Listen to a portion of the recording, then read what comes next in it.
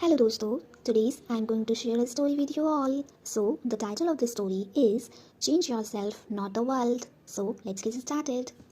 Long ago, peoples lived happily under the rule of a king. The people of the kingdoms were very happy as they led a very prosperous life with an abundance of wealth and no misfortunes.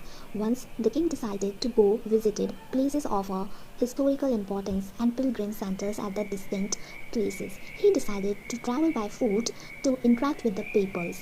Peoples of the distant places were very happy to have conversations with their kings. They were very proud that their kings had a kind heart.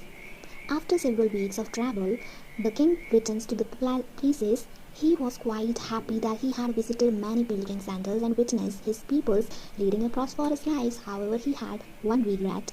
He had intolerable pain in his feet, as it was his first trip by foot covering a long distance. He complains to his administrators that the roads were not comfortable and that they were very stony. He could not tolerate the pain. He said that he was very much worried about the people who had to walk along those roads as it would be painful for them too. Considering all this, he ordered his servants to cover the roads in the whole countries with leather so that the peoples of his kingdoms can walk comfortably. The king ministers were stunned to hear his orders, as it would mean that thousands of cows would have been slaughtered in order to get sufficient quantities of leather, and it would cost a huge amount of money also.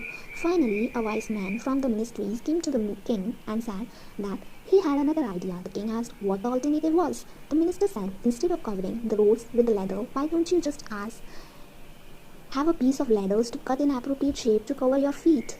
The king was very much surprised by his suggestions and applauded the wisdoms of the ministers. He ordered a pair of leather shoes for himself and requested all his countrymen also to wear as shoes.